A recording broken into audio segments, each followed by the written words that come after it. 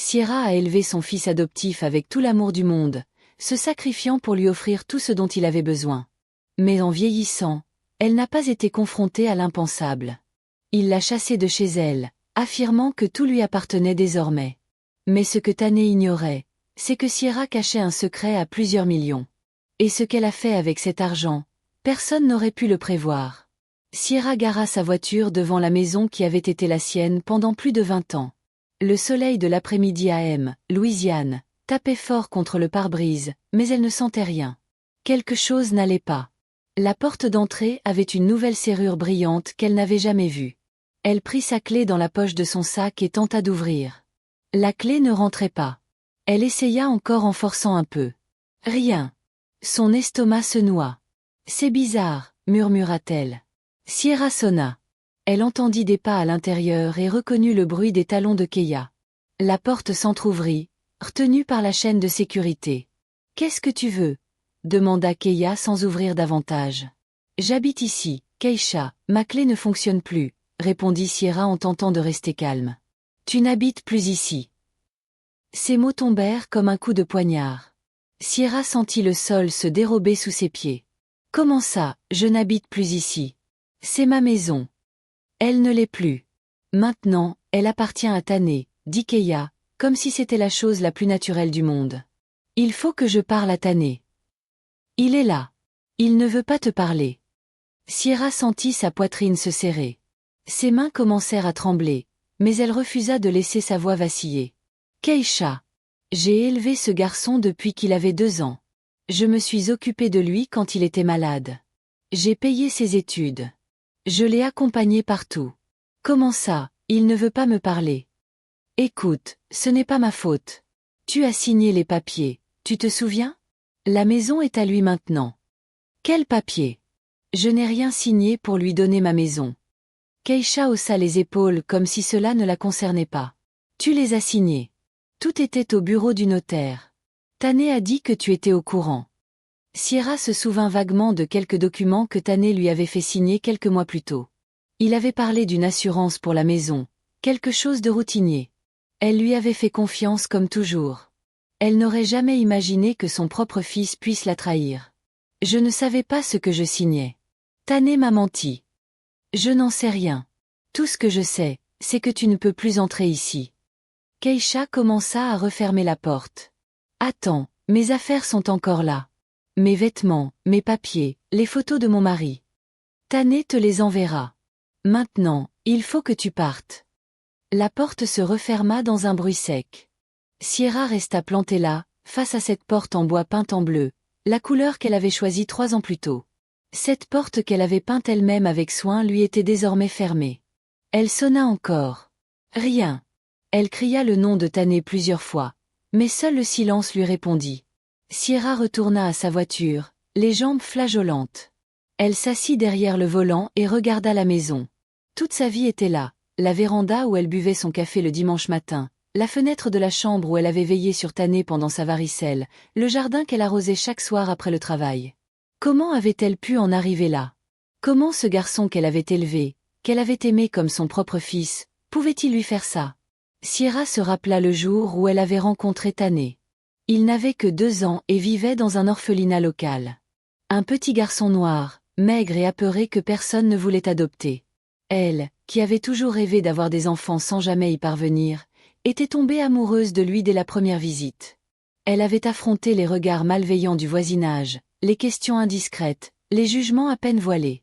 Mais rien de tout cela ne comptait. Tané était son fils. Point. Elle avait travaillé sans relâche comme infirmière pour tout lui offrir. Des vêtements de qualité, des cours de foot, des vacances. Quand il avait voulu intégrer une université prestigieuse, elle avait contracté un prêt et tout payé. Elle ne lui avait jamais rien refusé. Et maintenant, elle était là, mise à la porte comme une étrangère. Le soleil se couchait et Sierra ne savait pas où aller. Elle n'avait plus de proches à Émor. Ses amis les plus proches étaient soit décédés, soit partis vivre ailleurs. Elle était seule. Elle démarra et se rendit dans un motel miteux à la sortie de la ville. Elle paya une nuit avec ce qu'elle avait dans son portefeuille et s'enferma dans une petite chambre malodorante. Assise sur le lit dur, Sierra fixa le plafond jaunâtre et sentit quelque chose naître en elle. Ce n'était ni de la tristesse, ni de la colère. C'était quelque chose de plus fort, de plus profond, quelque chose qu'elle n'avait pas ressenti depuis longtemps. Pour la première fois depuis des années, Sierra recommençait à se souvenir de qui elle était vraiment avant de consacrer toute sa vie à Tané. Et cette femme-là n'était ni faible ni apeurée. Le lendemain matin, Sierra se réveilla avec le corps endolori et la tête lourde.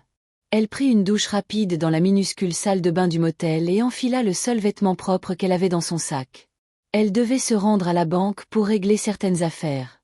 Le directeur de l'agence, Monsieur Matthews, l'accueillit avec un sourire inquiet dès son arrivée. « Madame Sierra, comment allez-vous? Ça fait un moment qu'on ne vous a pas vu. »« Je vais bien, Monsieur Matthews. J'aimerais consulter mon compte. » Il la conduisit dans un petit bureau à l'écart et ouvrit son dossier sur l'ordinateur. Sierra fixa les chiffres affichés à l'écran, ressentant un profond soulagement qu'elle s'efforça de ne pas montrer. 8 300 000 $ étaient toujours là. Intacts. C'était l'indemnisation qu'elle avait reçue après la mort de son mari. Victime d'une erreur médicale à l'hôpital. Robert devait subir une opération bénigne, mais les médecins avaient commis une faute grave. La famille avait poursuivi l'établissement en justice et obtenu une somme colossale. Sierra n'en avait jamais parlé à personne, pas même à Tané. « Tout est en ordre, Madame Sierra », confirma Monsieur Matthews. « Merci. Puis-je faire un retrait ? » « Bien sûr. De combien avez-vous besoin ? » 5 000 $. Il ne posa aucune question. Sierra était une cliente discrète et respectée depuis toujours. Elle prit l'argent et quitta la banque avec, pour la première fois depuis plusieurs jours, l'impression de reprendre un peu le contrôle de sa vie. Sur le parking, elle composa le numéro de Vernon, un avocat à la retraite qu'elle avait connu lorsqu'elle travaillait comme infirmière privée auprès de son épouse. Vernon avait toujours été un homme franc, droit et fiable. « Vernon, c'est Sierra. J'ai besoin de te parler d'un problème juridique. »« Sierra, ça fait plaisir d'entendre ta voix. Bien sûr, viens chez moi dès que tu veux. » 1 heure plus tard, Sierra était assise dans le salon de Vernon, lui racontant tout ce qui s'était passé. Il l'écouta sans l'interrompre, prenant des notes dans un vieux carnet à spirale. « Sierra, tu es victime d'une escroquerie, » déclara-t-il une fois qu'elle eut terminé. « Ton fils t'a trompé pour te faire signer des papiers, transférant ta propriété à son nom. C'est un délit. Mais j'ai signé les papiers, Vernon. Même si je ne savais pas ce que c'était. Peu importe, tu as été manipulé, il y a eu intention de nuire. » Il se pencha légèrement vers elle. « La question, c'est, est-ce que tu veux te battre ?» Sierra resta silencieuse quelques instants. Son cœur se serrait dès qu'elle pensait à Tané, mais cette nouvelle force qu'elle sentait en elle ne faisait que croître. « Oui, je veux me battre. Ce ne sera pas facile. Il va falloir affronter ton fils au tribunal. Ce sera douloureux. C'est déjà douloureux, Vernon. La différence, c'est que maintenant je vais agir. » Pour la première fois depuis le début de la conversation, Vernon sourit. « Voilà la Sierra que je connaissais. Je vais appeler un confrère à moi qui est toujours en activité. Maître Hamilton. C'est l'un des meilleurs en matière de fraude. » Ce soir-là, de retour au motel, Sierra s'assit sur le lit et prit une feuille de papier. Elle commença à écrire une lettre qu'elle n'enverrait jamais, mais qu'elle devait écrire pour mettre de l'ordre dans ses pensées. « Tané, » écrivit-elle, « je t'ai élevé comme mon propre fils. Je t'ai donné tout ce que j'avais. De l'amour, du temps, de l'argent, de la patience. Je n'ai jamais rien attendu en retour, si ce n'est que tu me respectes quand je serai vieille. » Elle posa son stylo et regarda par la petite fenêtre de la chambre. Les lumières de la ville scintillaient au loin et Sierra se sentit un peu moins seule que la veille. « Mais finalement, c'est peut-être mieux ainsi, » reprit-elle. « Parce que maintenant, je sais qui tu es vraiment et surtout je me souviens de qui je suis, moi. » Elle plia la lettre et la glissa dans son portefeuille. Le lendemain, elle commencerait la bataille judiciaire. Mais ce soir, elle avait retrouvé quelque chose de précieux, la confiance en elle-même. 3 mois plus tard, Sierra était assise au tribunal aux côtés de Maître Hamilton. L'avocat avait monté un dossier solide prouvant qu'elle avait été manipulée par Tané. Les documents montraient clairement qu'elle avait signé en pensant qu'il s'agissait simplement de mise à jour de l'assurance habitation. Tané ne s'était pas présenté à l'audience. Son avocat avait déclaré qu'il avait déménagé dans un autre État et ne pouvait pas venir. Keisha avait également disparu. Selon les voisins, Elle avait rassemblé ses affaires et était partie dès qu'elle avait appris l'existence du procès. Le juge examina tous les documents et écouta attentivement le témoignage de Sierra. Elle parla calmement, sans verser de larmes, racontant précisément ce qui s'était passé. Lorsqu'elle eut terminé, le juge frappa son marteau. « Je déclare la cession du bien nul et non avenu. La propriété est restituée au nom de Madame Sierra Martinez. » À la sortie du tribunal, Maître Hamilton lui serra la main. « Félicitations, Sierra, vous avez récupéré votre maison. » « Merci, Maître Hamilton, pour tout. Et maintenant, vous allez y retourner. » Sierra leva les yeux vers le ciel bleu d'Ashmore et secoua la tête. « Non, cette maison n'est plus la mienne. C'était juste l'endroit où je vivais. » Elle avait pris cette décision pendant les longs mois d'attente du jugement. Avec une partie de l'indemnisation, elle allait acheter 3 maisons modestes à Pasco, à 1 heure de route. Elle voulait y créer un lieu d'accueil pour des femmes âgées abandonnées par leur famille. 2 semaines plus tard, Sierra peignait la première maison qu'elle avait achetée. C'était une petite bâtisse, mais elle possédait un grand jardin et une cuisine spacieuse, parfaite pour ce qu'elle avait en tête. Vernon passa lui donner un coup de main, les bras chargés de pots de peinture et de pinceaux. « Alors, c'est vrai? Tu vas vraiment ouvrir ce foyer ?» demanda-t-il. « Oui, j'ai même trouvé le nom, Maison du Cœur Serein, Safar Taos. »« Et comment ça va fonctionner ?» ?»« C'est simple. Les femmes abandonnées par leurs proches pourront venir y vivre. Je ne demanderai pas de loyer. Je leur demanderai juste de participer aux tâches quotidiennes et de se respecter les unes les autres. » Vernon sourit tout en passant un coup de pinceau sur le mur. « Tu as toujours été exceptionnelle, Sierra. Même après tout ce que tu as traversé, tu continues à penser aux autres. Ce n'est pas une question d'aider les autres, Vernon. C'est une façon d'éviter que d'autres vivent ce que j'ai vécu. » La première résidente arriva 1 semaine plus tard.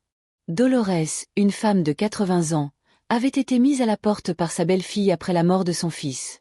Elle arriva avec une petite valise et les yeux rougis par les larmes. « Bienvenue, Dolores, » dit Sierra en lui montrant la chambre qui serait la sienne. « Ici, tu trouveras la paix. »« Merci, » murmura Dolores. « Je ne savais plus où aller. »« Je sais exactement ce que tu ressens, » répondit Sierra. « Mais tout ça, c'est fini. Maintenant, tu es chez toi. » Au fil des mois, 2 autres femmes vinrent s'ajouter. Rosa, abandonnée par son fils après son mariage, et Hélène, qui avait tout perdu quand sa fille avait vendu sa maison sans la prévenir. Les 4 femmes mirent en place une routine simple mais apaisante.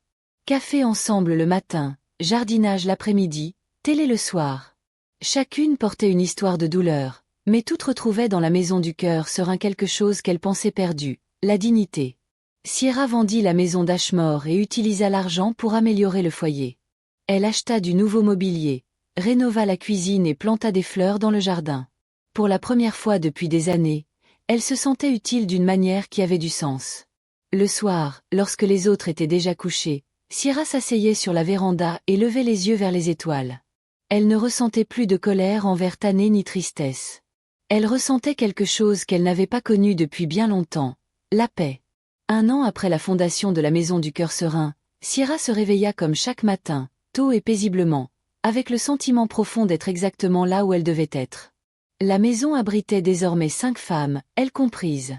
La plus récente arrivée était Martha, une dame de 60 ans que ses enfants avaient mise à la porte pour pouvoir vendre la maison et se partager l'argent. « Bonjour, Sierra », dit Martha en entrant dans la cuisine où Sierra préparait le café du matin. « Bonjour, ma chère, tu as bien dormi ?»« Mieux que ces 10 dernières années, » répondit Martha en souriant.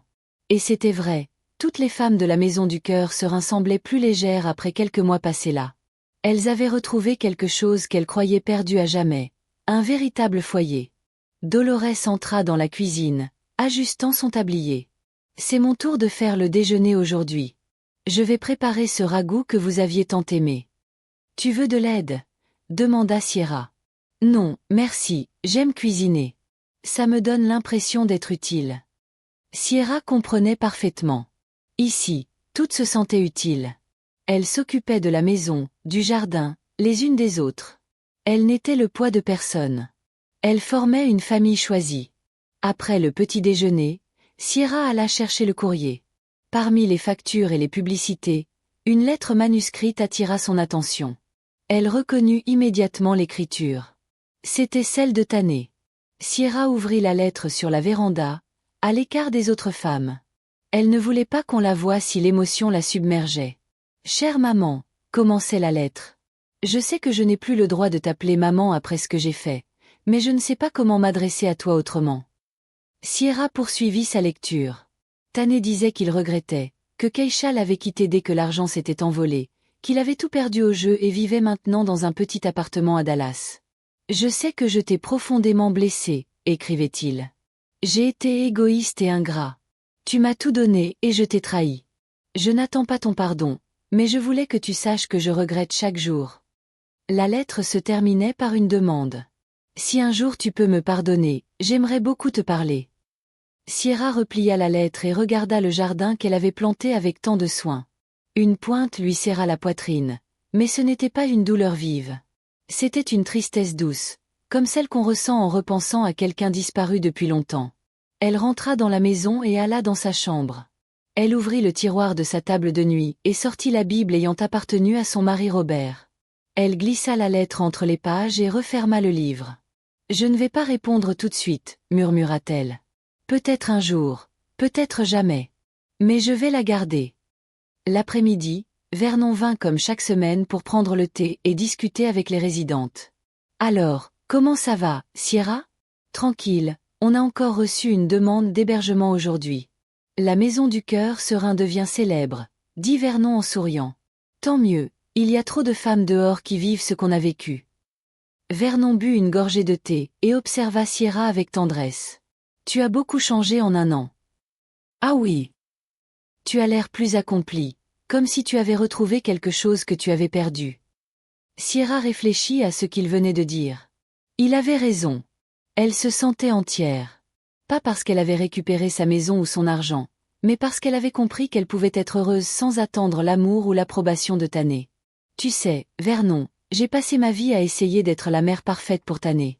Je voulais qu'il m'aime comme je l'aimais. Maintenant, je comprends que ce n'était juste ni pour lui ni pour moi. » « Comment ça ? » ?»« Je l'aimais parce que j'avais choisi de l'aimer. Il ne me devait rien en retour. L'amour que je lui ai donné était un cadeau, pas un prêt. » Vernon hocha la tête, impressionné par sa sagesse. « Et aujourd'hui, qu'est-ce que tu ressens pour lui ?» Sierra resta silencieuse un moment, organisant ses pensées. « J'aime toujours le petit garçon de 2 ans que j'ai élevé, mais l'homme qu'il est devenu m'est étranger. Et c'est très bien comme ça. » Lorsque Vernon repartit, Sierra s'installa sur la véranda pour regarder le soleil se coucher.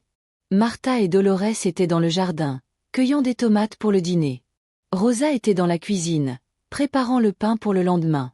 Hélène était au salon, faisant du crochet en écoutant de la musique.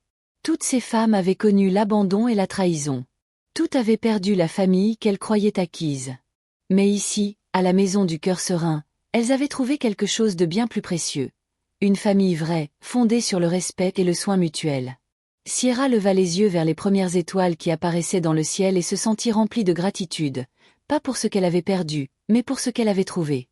Pour la première fois de sa vie, elle était devenue la femme qu'elle avait toujours voulu être.